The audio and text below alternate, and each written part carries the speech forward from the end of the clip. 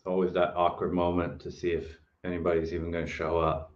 Even though there's 13,000 people in the group, for some reason I always feel like no one's going to show. They Yeah, always that do. keeps growing every week. Yeah, that's it. That's it.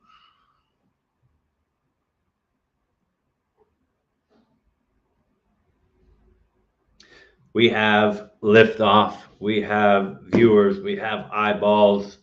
Super excited for this one. Before we get into it, of course, if you're watching this live, appreciate you. Hashtag live. Let us know. Also, I'd love to know if you're a setter, if you're a closer, if you're just looking to get into this industry, if you're an employer. I want to make sure we're forming content around the people who are tuning in. If you watch this on the replay because you're so busy crushing it that you couldn't even take this time, I also appreciate you, and let me know hashtag replay. So I have been getting request after request. Please get some of these amazing UCM students on a call, on a live, on something. We want to hear from them. I think people are semi tired of hearing my voice and also just want to see what's happening inside. There was clearly only really one choice for getting student interviews back on the go. This person has been an absolute honor to watch her grow, to have her a part of UCM. From the early beginnings, just the first thing that I picked up on was the dedication, the work ethic, some of those X factors that are very hard to teach. So, from a teacher perspective, a mentor perspective, all the things that I look for early on, they were there. But something happened. I don't know the exact time frame, but something happened along the way, and what I thought was an insane work ethic, it like doubled down. She went harder, spread herself out more, became a leader, which I think is really important in this space, but has been not only crushing on her own, but an inspiration and impactful in other students. You talk to any student in UCM, they've recently talked to this person. And so it's been amazing watching her journey. It's been an honor for me to be a part of it. Rachel, welcome. Thank you, thank you. What a nice introduction there. It's been fun. It's been fun since the beginning of the year when I joined. Yeah, interesting use of the word fun. It's been enjoyable for sure. So let's start from the very beginning, not birth, but the very beginning of this industry. So, how the heck did you stumble upon this crazy world of high ticket remote sales in the first place? Yeah, that's a good question. I feel like everybody has their own unique story. So I'll share mine. A few years ago, I'm doing my 9 to 5, and I feel like I'm just settling in life. I'm kind of just coasting, and I'm like, let's do something and make an impact. So a few years ago, I got 2 labs. I started doing some pet therapy work, but that was once a week or whatever. Um, but I still wanted to do more. I wanted to make more of an impact. So I started trying to solve problems. And I feel like that's always a good way to get started. So my grandmother, she has a boarding facility. So she was getting some overbookings. And with me being in IT for 18 years, I was like, hey, there's a problem. She's doing manual bookings. Let me automate that and help her with that. So I did that for her site, and that was running real good. So then I was like, you know what? I could probably help other business owners, but Mm. learning sales might be important. So that's when I kind of first got into it. I kind of just stumbled upon it. So I invested into a sales training program then, and that's when my eyes were open. Like, sales doesn't have to be what I thought it was, like the car salesman, like in your face, aggressive. You're going to buy this or you're walking out. That's kind of what I thought sales was. So that let me know you don't have to be like that. So that's kind of where it started. Mm. And how long ago was that? That was last year when I invested, probably in summertime. It's almost been a year now. Okay. And after you went through that program, was that like a program about transitioning into the space, or was that strictly sales training? Yeah, so it was just sales training.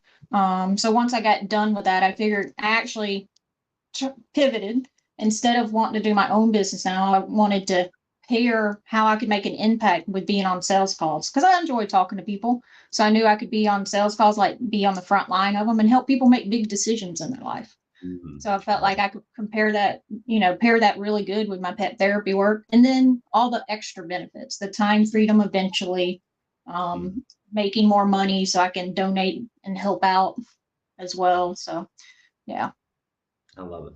I love it. So after you went through that sales training, what was kind of the process? Were you able to land a job pretty easily? Was it the right job for you? What was that process kind of post sales training? Yeah. So I think that's where UCM came in. So I got done with that 6 month program and I asked for some direction. I'm like, hey, how can I land some decent roles? So their advice to me was, hey, here's 5 Facebook groups. Go in there, apply to the job boards, the jobs on there, which I feel like 90 or 95% of your students come from other sales programs.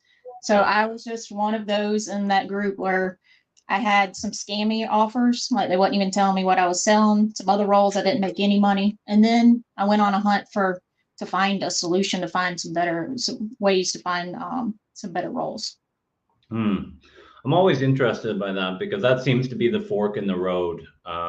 Some people come to me and say, I went through this program, good, bad, or otherwise. I don't know the next steps, or I'm having trouble landing the job, or I need help with this or that.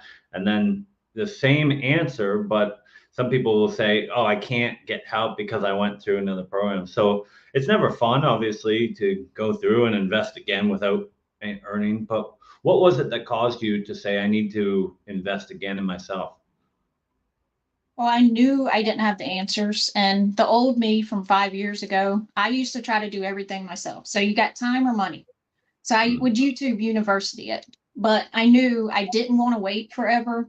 Um, the 9 to 5, I was wanting to get out of that as soon as possible. So I knew I could either try to do it myself, maybe it worked, maybe it didn't, or find someone that's already done this, has a blueprint, invest in them, someone that I know that I can trust, and then I know my speed of success will be shortened a lot. Hmm. Okay. Yeah, it makes sense. I think what I always tell people is like, I don't want you to think you can't do it without me. It's just, how can we speed up this process using the mistakes that I've made and the experience I've had? I think that's important. Okay, so then you join UCM. Was there anything that you noticed in getting in? What was your kind of early impressions early on, I guess? Yeah. So before I joined, and which I'm trying to get away from, I'm very information. So I went into the free group, saw all the value that y'all had in there. I'm like, what? This is y'all put so much value in the free group and direction. And then there was videos in there. So it was very easy to know that you're an honest person, you're very open, transparent. And the I think the biggest thing that I liked about you the most is you don't add fluff. Like you tell us what we need to hear, and I don't want someone adding fluff. And I feel like that's why we get along so well, just because you don't do that. Like no bullshit, no excuses. Let's just get to work. So that's one thing that I really liked about you when I was testing you before I came in, I guess you could say. Yeah, the funny thing about Rachel, every time that I say something nice to her, she's like, I thought you were going to slap me around. Like she likes that straight, direct to the point, which I enjoy. I think, you know, there's always a time and a place for a shoulder to cry on, support, a little pep in the step. But I think people want the truth. They want to hear it because, again, I'm not attacking the person, but if the strategy doesn't align with what you want, we're going to waste a bunch of time sugarcoating it, or we can just get to the point, right? So I love that. All right, and so you join UCM, Yep. So I and joined, yeah, I had my call with Hunter, the next day. And then since my goal was to transition out, that's what we focus on. And that's one thing I like about UCM. It's not about all go review everything in the course because that would take you a long time because there's so much information in UCM. But it's what do you need right now? Let's focus on that and then we'll shift once you need something else. So, my first 2 weeks, I really went hard on networking. From those 2 weeks, I had 4 opportunities available. I selected two of them and then, I went to town. So things have been really fast moving for me once I got inside of UCM. I love it. I love it. Yeah, it's a testament again to your hard work. Everybody has the same training, everybody has the same support, everybody has, the portals and the community, but some people elevate and really take advantage. And you're someone that showed up on every call for the first little bit, for quite a while, actually. And still to this day, with everything you got going on, we see your face as much as anybody. So that's a testament to your commitment and work ethic. And as you've added things on, you come back and say, how can I make it all fit? Which a lot of people struggle with that time management. I guess that's kind of my first question is, how do you stay committed to that continual growth when you have so much on your plate? Yeah, that's a good question. And this was part of when I got into UCM, we talked about goals. Like you need big goals. You need to be passionate about something. Because if you're not, you got to find that motivation and so you can have that drive. So with my passion, wanting to do as much pet therapy work as possible, wanting to help as many people as possible. When I think about that, and then, every Sunday, some people relax on their Sundays. Sunday, I go to the nursing home, and that fills my cup up. So I get to take my lab around and just seeing the people come out of their shell and like seeing them happy, it changes the whole environment of the whole building. So, my motivation is so my passion is so, much about that. It's not hard to go to work. And plus we enjoy this. Like I do. I enjoy it. So I feel like those are real big reasons. You need a big passion. You need to enjoy what you're doing. Yeah, I think it's so important and so overlooked because sometimes we want something so bad, right? That we kind of hold it hostage and it's like, okay, we'll find the joy after we get to the destination. And the people that I've been able to see balance these things are the ones that can find the joy in the process, in the growth, in the challenge, right? And have a strong why, which I think is so important. And, being able to have a relationship with the journey. I think, especially these top performer mindsets, I know myself, I struggle with it, always pushing it off, like, oh, I'll relax when, or I'll be happy when. And eventually you're like, I'm always just going to push this off. Why don't I enjoy this right now? And I can work hard and enjoy the process. What we do is fun. It's enjoyable. It's meaningful. It's impactful. So I love that. It is. And also, I wanted to say one more thing. I haven't always been great about managing my priorities, and that's when the support comes in. Every time that I've messaged you, John or Hunter, y'all respond back ASAP with good direction. Not what I want to hear, but what I need to hear. So the support, I mean, it's top notch. And you always talk about don't wait.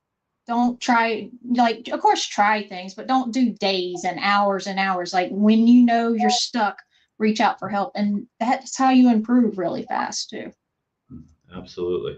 Yeah, again, we're there for everybody, but some people use it more than ever. And I always say, you're not bothering me. I don't care if you reach out eight times a day, like use it. It's the resource there for you. So what have been some of the valuable lessons or things that you've picked up along the way that you might have some golden nuggets for people tuning in that are starting out? Yeah. To be honest, my original goal was just to really learn how to land decent roles. But when I got inside UCM, I figured out it was way more than that. It was way more than that. Like learning how to network, learning how to do content, because your social medias, that's your resume nowadays. So you need to know how to brand yourself. So that was really big. Another thing that's been really big for me is my mindset and the mindset work that I've done from the beginning of the year to, now with John, having one-on-ones with him, having the weekly call. Those are one of my can't miss calls because you don't know what you don't know. But then when we talk about it and then you analyze it, you grow as a person. So I've grown so much, which I never expected coming in trying to just locate roles. So that's been a big thing for me. I had some limiting, beliefs coming in that I had to work with. And I know you said at the beginning there was something that happened and things started clicking once I started working on my mindset. You got to get your mindset right if you're going to do anything successful in life. So that's a big part of it. 100%. Yeah, it's always, to me, like when I hear messages like all you need is skill set, I'm like, what what about like a great skill set with a horrible mindset? How is that sustainable? How is there longevity? And I think it's so important that people look to you and they might think like, she's so committed, the work ethic is there, she seems so solid, like why is she going to these mindset calls, or why is she, but there's levels, and every time you think you've cleared the slate clean of limiting beliefs, it's like, oh, there's one, and as you start to rise, then there's new ones that get discovered, right? It's like those old ones get washed away, but then there's a whole new set, and it's a never ending journey. I think as soon as you stop focusing on the mindset, it's you're in for trouble. You're in to get slapped around a little bit. Absolutely. Yeah, yeah. And not only, is the support amazing inside of UCM, but the other members, like I feel like you can't meet better members inside of a community. Like we're all here helping each other, pushing each other, calling out our shit when we need to, like, because we all want the best for each other. And it's hard to find a community where everybody cares about each other like that. It's like a family atmosphere. So that's Mm. really nice too. That was another benefit that I did not see coming. So it's kind of leveled up my friend group, and I know some of the people inside UCM. They'll be lifelong friends as well because we just have a great connection. Yeah, I was going to ask you on that because, I mean, from an outside perspective, you've been able to come in, you networked to getting great opportunities, consistent opportunities, multiple opportunities, right? You've landed yourself in what you would consider a dream offer. You have the training, you have the support, you have the action steps. I wonder, like, you seem to be networking with UCM students as much as anybody. Why, if everything is going the way you want it to and you're able to get that, what's the value of networking with people inside or outside of UCM? Yeah. So just I feel like you always want to improve your network, and you never know who you're going to meet and what kind of conversations you're going to have. I know we usually plan for the network meetings to be 15, 20 minutes, but some of mine run longer than an hour just because we get caught up in conversation and we just really get to know each other. And it's fun networking and learning about other people, and improving improving your networking circle that you're in makes a big impact in your whole life, not only work but your personal life too. What they're thinking, what they're saying, who you surround yourselves, huge. I love it. Yeah, I love it. Yeah, for me, it's, you never know. Like you said, you never know what you're going to unturn, what you're going to find out about someone, or what's going to pop up. The amount of times where I thought, wow, this is just a friendly conversation, and they mentioned something, and it's like, oh yeah, or a reminder. But also, it's that idea of nurturing relationships. That's what I love about UCM, because you have kind of your inner circle of the people that you joined with, right? And then you have alumni, and then you have new people coming in, and seeing that kind of newness and being an inspiration for them. What it does for me also is, when I'm speaking to someone else, I feel like I'm almost speaking to myself. And it's much easier to give someone else advice, or see an issue, or see a mindset block in someone else. And sometimes that's just a big mirror right in front of me. And I'll catch myself like explaining something to someone or giving them a piece of advice and be like, ah, that's something you haven't been doing. There it is. So it's like it strengthens convictions and kind of serves as a reminder of those core foundational ideas, because it's not enough to just learn something once. It's, is that implementable, and is that evident in my life over and over and over again consistently? So I love it. I Yeah. love it. So on the other side, someone, let's say there's someone listening to this who's maybe struggling, maybe hasn't got the results they want. Do you have any words for them? Take action and like do it now. You always talk about imperfect action, even if it's not 100%, which I had to get away from that because when I grew up, my parents had posters. It's not practice, it's perfect practice. So I had to get away from some of those, Mm. but with the mindset that helped. But you got to get in there and not be afraid to hit the enter button. So what if you get a bad feedback? You got feedback, adjust, move on. So it's really about taking action and taking action fast. And if it's not working, pivot. Mm, I love that. Yeah, messy.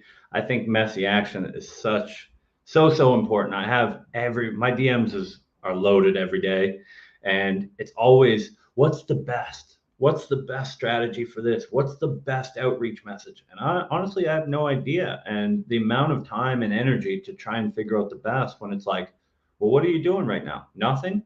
Well, anything is going to be better than that. The imperfect message is going to be better than no message at all, right? Putting yourself out there, networking, getting rejected, all of those things are going to be more beneficial than sitting there contemplating what could potentially work, right? And that's something that I know Hunter is a big believer in, myself as well, is bring us the data from those uncomfortable, messy actions and we can adjust them. But debating what's going to work, there's nothing we can do there. Right? So I love it. I'm so proud of you. It's been, like I said, an amazing journey. I know we're just beginning. You've grown so much in so many ways. You are a true inspiration to UCM students and everybody in this industry of what's possible when you put your head down, you admit that you maybe need some help along the way, and you get supported, and you take those messy actions. And so I appreciate you so much.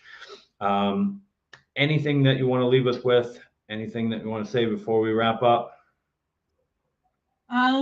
Well, I did want to thank you for I'm so glad you created UCM. I don't know where a lot of us would be without you. You create blueprints, you take months, maybe years off of our success time, and you are the support and the people in that group. It's unbelievable. Like, I don't know where I would be right now if I didn't join UCM earlier this year. So I really just appreciate everything you've done and support your whole team. It's been amazing. Oh, well, again, for me, like you talked about purpose and a big why, seeing people like you hit those milestones, to me, some days there's more frustrating than others, but like seeing those wins and seeing click for someone and seeing those next milestones for me is huge. And for anybody that was taking the over under on how many times Rachel would mention dogs on this, I think we did pretty low. I think it was only two. I had the over under about 9.5. So pretty I kept it amazing controlled. there. I love it. All right. If you have any questions for myself or Rachel, I'm sure we'll both have a look and we can answer. So leave any questions on there. Again, we appreciate you all. Onwards and upwards, and we'll see you next time.